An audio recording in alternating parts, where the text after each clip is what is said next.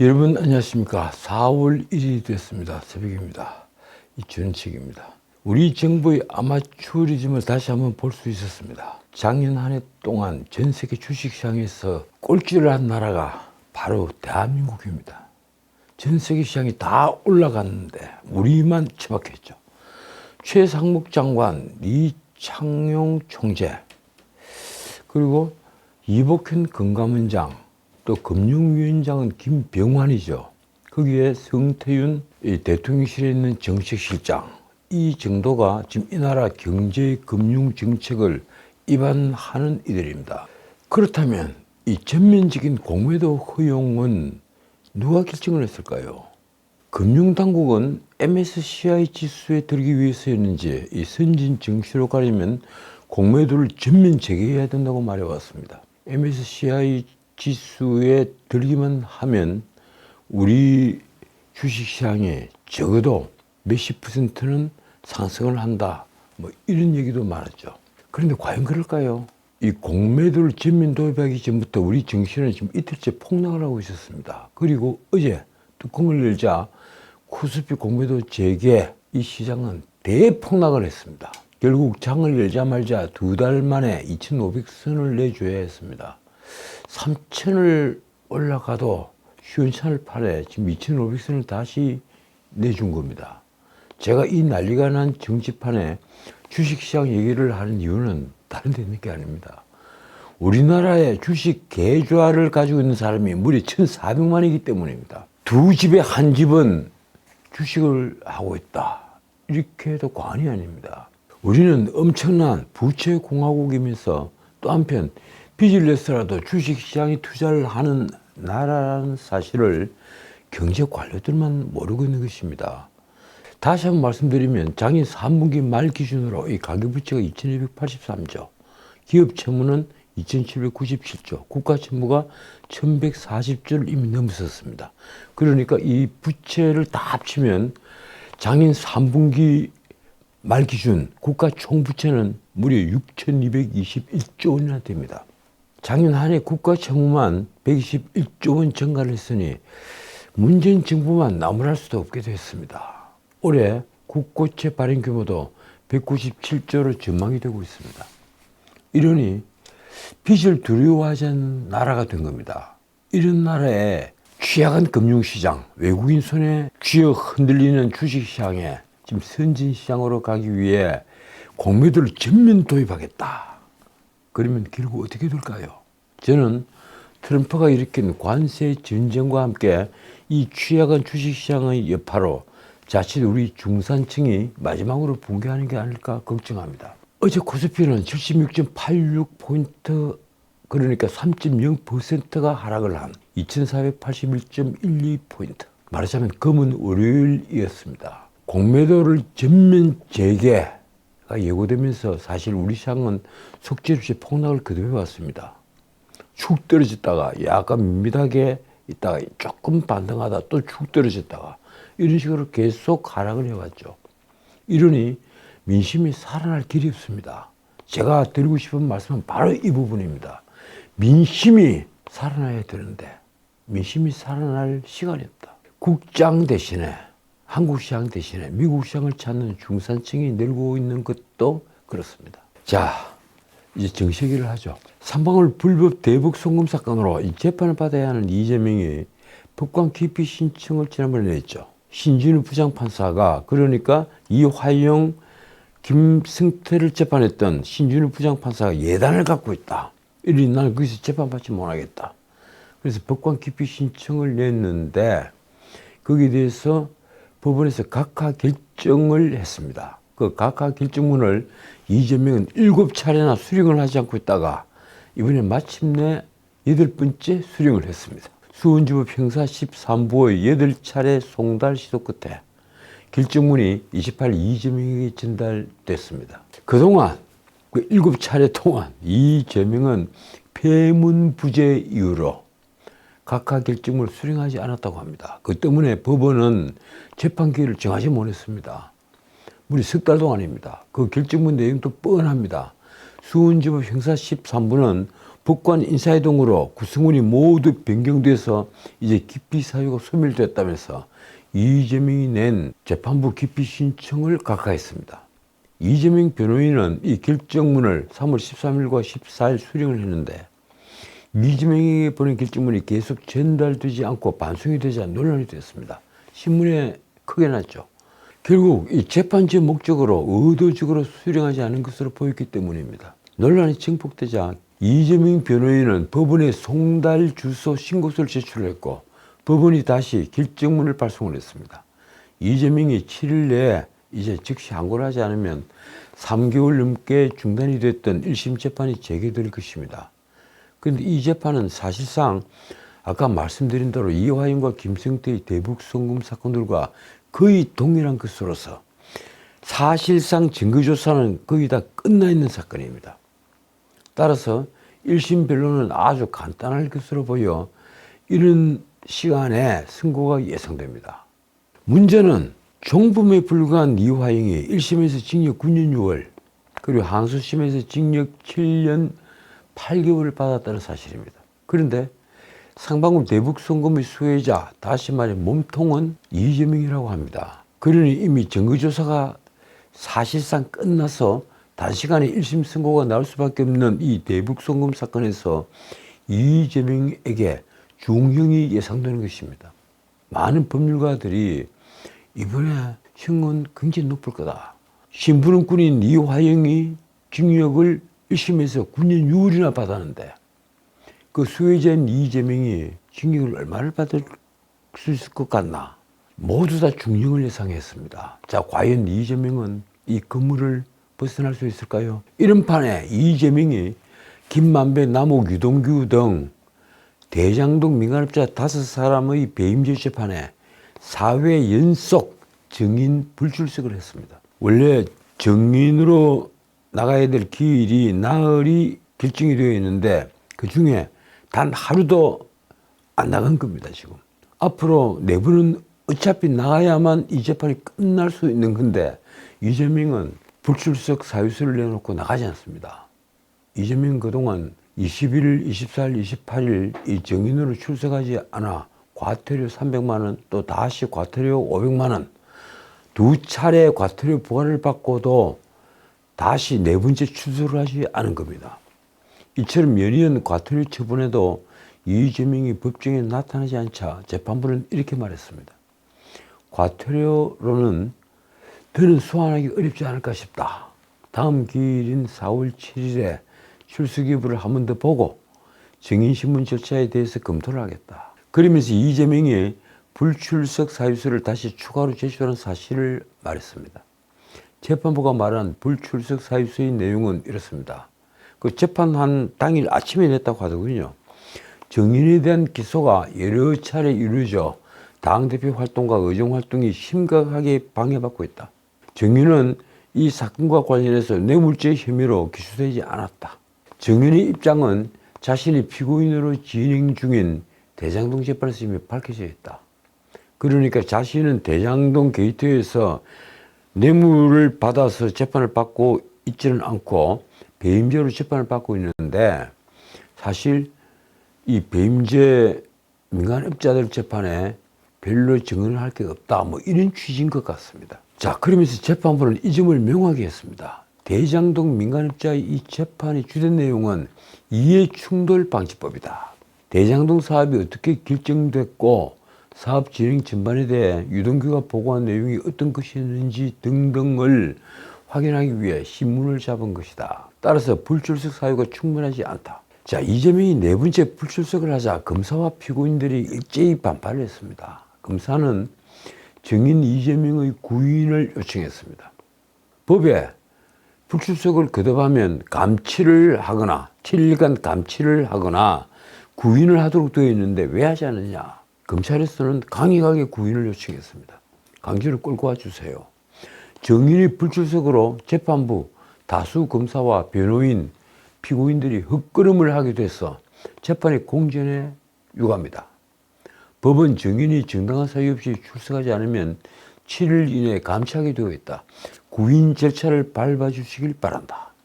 유동규 변호인도 증인 출석을 강제해달라고 요구를 했습니다. 이재명 증인의 증언은 피고인의 업무상 배임 관련 혐의에서 반드시 필요하다. 증인의 출석 가능성을 높일 수 있는 수단을 재판부께서 전부 고려해 출석을 강제토록 하는 것이 적절한 조치라고 생각된다. 자, 그런데 재판부는 이재명을 구인하는 방법은 어렵다는 입장입니다. 재판부의 말이 이렇습니다. 증인의 신분이 국회의원이고 국회법에 따라 4월과 5월에는 임시회가 예정이 되어 있어서 헌법상의 불체포 특권 때문에 강제 조치가 가능한지 계속 고민 중이다. 4월, 5월 두 달은 임시국회가 열리니까 회기 중에는 국회의원 불체포 특권이 작동을 합니다. 이러니까 강제로 구인하는 자체가 어렵지 않겠느냐 이렇게 고민을 하고 있다는 겁니다. 말하자면 회기 중에는 국회 동의 절차가 필요하므로 동의 안건 부의 여부 등 현실적인 문제를 고려해야 한다는 겁니다. 다시 재판부의 말이 이렇습니다. 장시간 심리가 진행 중이고 재판이 마지막 단계에 있는데 불확실한 국회 동의를 기다리면서 재판을 대기하는 게 맞는지 생각을 해봐야 한다. 그렇다고 해서 핵심 증인인 이재명이 나오지 않으면 어떻게 되겠습니까? 문제는 이재명 입장에서도 정말 출석하기 싫은 재판입니다. 재판을 하면 자기와 적대적 위치에 있는 피고인 5명이 일제히 자신을 쳐다보고 있습니다. 그리고 자신에게는 불리하고 피고인에게는 유리한 답을 기다리고 있는 그런 질문들이 자신을 향해서 쏟아질 겁니다. 이러니 그 재판에 어떻게 가고 싶겠습니까? 어쨌든 이 민주당과 이재명은 지금 목이 타들어갑니다. 이 공직선거법 항소심에서 전부 무죄를 받은 게 오히려 화근이 되고 있는 모양입니다. 대법원에서 파기 재판이 될 가능성이 아주 높아졌습니다. 어제 국회 법사위는 일종의 쿠데타, 이 헌법의 파기를 했습니다. 헌법에 위배되는 입법을 시도한 겁니다.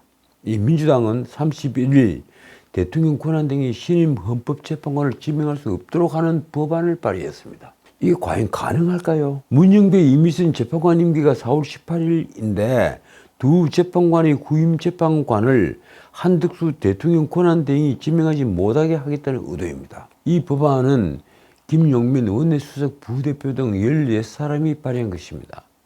법안의 핵심은 대통령 권한 대행은 대통령이 아니므로 헌법재판관 지명권이 없다는 것입니다. 말하자면 대통령 권한 대행은 대통령과 동등한 인사권이 없으니 국회가 선출하거나 대법원장이 지명한 재판관 임명은 할 수 있고 대통령 목 재판관 후보자 지명은 할 수 없다는 내용입니다. 이들은 법 개정 제안 설명에서 이렇게 설명했습니다. 헌법상 대통령 권한 대행은 대통령의 권한을 대체하는 자가 아니라 국정의 연속성을 위한 임시적 지위에 불과하다. 헌재 재판관 임명권은 대통령의 고유한 인사권한이고 그에 따라 대통령 직무대행이 이를 행사할 경우에 명백한 위헌행위가 된다. 글쎄요, 제가 알고 있는 내용과는 상당한 거리가 있는 해석입니다. 다음 달 퇴임하는 문영배 이미순 재판관은 문재인이 지명을 했는데 두 재판관이 퇴임을 하면 후임 지명권은 윤석열 대통령에게 있습니다. 그런데 윤석열 대통령의 직무가 정지되어 있으니 그 권한 대행인 한덕수가 지명을 하는 것이 아니냐, 우리는 이렇게 생각을 하는데 민주당은 한덕수 대행이 보수 성향 재판관을 지명할 것을 우려해서 이 같은 법안을 낸 것입니다. 민주당 핵심 관계자의 말이 이렇습니다. 탄핵 심판 선고가 4월 18일까지 나지 않은 최악의 상황이 오면 문영배 이미순 재판관의 후임자가 탄핵 심판에 참여하게 된다. 이번에 낸 법 개정안은 그런 상황에 대비한 조치다. 쉽게 말해서 문영배 이미순이 윤석열 대통령 탄핵 심판 선고를 하지 못하고 퇴임을 하면 이제 6인 체제가 됩니다. 그러면 한덕수 권한대행이 임명을 하지 않는 한 헌법재판소는 마비가 되어버립니다. 헌법재판소는 최소한 7인 체제 이상이어야만 심리를 할 수가 있습니다. 그러니 말입니다. 자, 한편 민주당은 이날 법사위에서 국회가 선출한 재판관을 대통령이 7일 이내에 임명을 하고 임명을 하지 않으면 임명한 것으로 간주하는 법 개정안도 상정을 했습니다. 이게 또 놀라운 법입니다. 더 놀라운 것은 헌재의 결정을 따르지 않거나 재판관 임명을 지연을 하면 징역형 처벌이 가능한 법안도 추가로 발의할 예정이라는 것입니다. 정말 막가자는 겁니다. 두 법안 모두 마흔여 후보자를 임명하지 않은 한덕수 대행을 개정을 하고 있습니다. 끝내 임명하지 않으면 탄핵 소추는 물론이고 징역형으로 보복을 하겠다. 뭐 이런 겁니다. 31일 국회 법사위는 법안심사 제1소위원회를 열고 이 두 가지 헌법재판소법 개정안을 의결했습니다. 또 이 법안에는 헌법재판관 임기 연장에 관한 내용도 포함이 됐습니다. 헌법재판관 임기 문제도 그렇습니다. 후임자가 임명되지 않으면 임기를 연장할 수 있다. 아마 이런 법안으로 저는 알고 있는데 그건 헌법을 정면으로 위반하는 겁니다. 제가 알기로는 그렇습니다.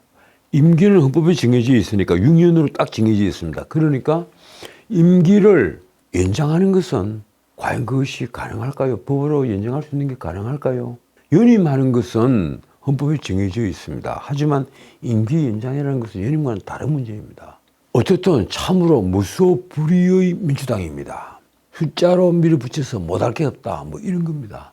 도대체 헌법을 자의적으로 해석하는 걸 넘어 이제 헌법 규정을 넘어서는 법안 개정안을 내는 걸 보면 이재명의 초조함이 극에 달했다는 걸 알 수 있습니다. 그도 그럴 것이 지금 민주당은 만약을 임명하지 않으면 국무위원들을 줄 탄핵하겠다고 공개적으로 으림장을 놓았습니다.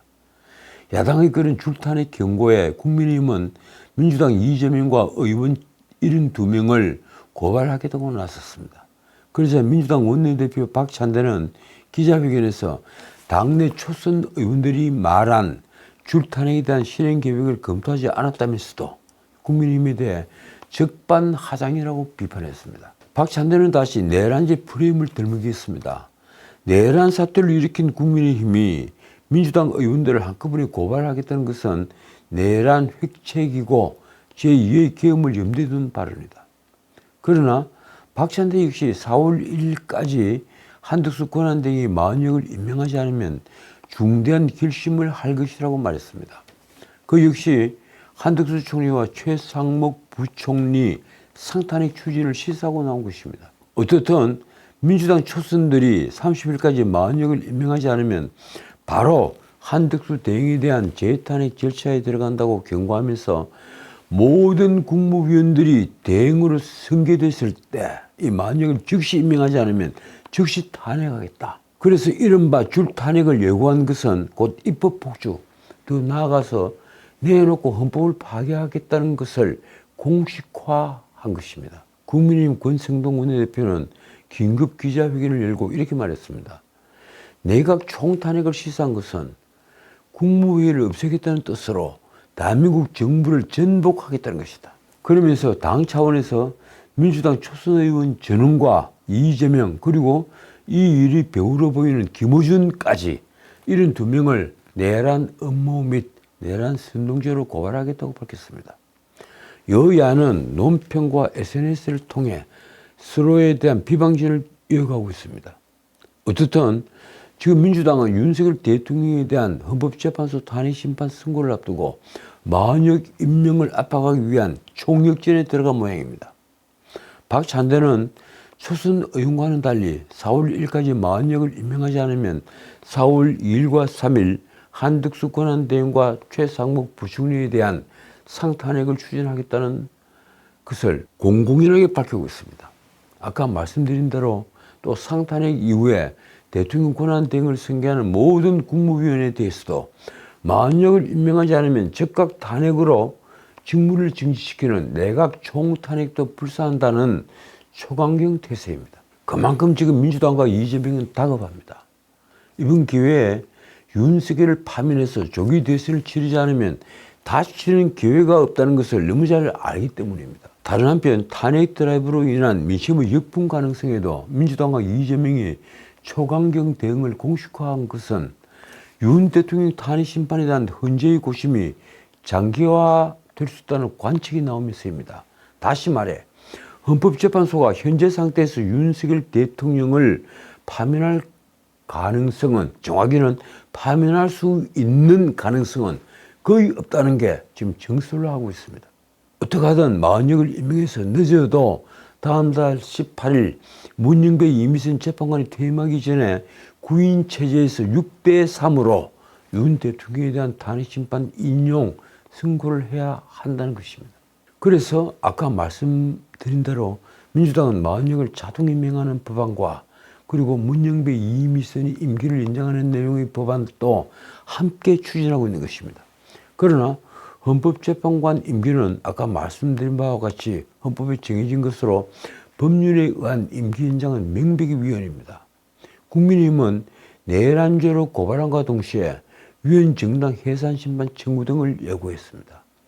민주당 박찬대는 30일 국회에서 기자간담회를 열고 한덕수 권한대행이 헌재를 무력화하기 위해 고의로 임명을 지연하고 있다면서 4월 1일까지 마흔역을 임명하지 않는다면 민주당은 중대한 결심을 할 것이라고 밝혔습니다. 아까 말씀드린 바와 같이 즉 4월 23일에는 한덕수 대행과 최상목 부총리에 대한 탄핵안을 국회 본회의에 보고를 하고 처리하겠다고 선전포고를 한 겁니다. 먼 훗날 사가들은 오늘 이 장면을 두고 무엇이라고 평할까요? 다시 말씀드리지만 민주당이 이렇게 초조함을 드러내는 것은 문영배 이미선 퇴임일까지 윤 대통령 탄핵심판 선고가 나올 수 없다는 것을 너무 잘 알기 때문입니다. 정확히는 인용 결정은 이제 물 건너갔다는 사실입니다. 그래서 마흔역 임명에 목을 매지만 이제 물리적으로 시간은 며칠 남지 않았습니다. 마흔역을 임명해도 변론갱신 절차에 시간이 들 수밖에 없는 데다가 적어도 일주일은 될 겁니다. 그 시간이 들 수밖에 없는 데다가 평의 평결 과정이 순탄할 리도 만무합니다.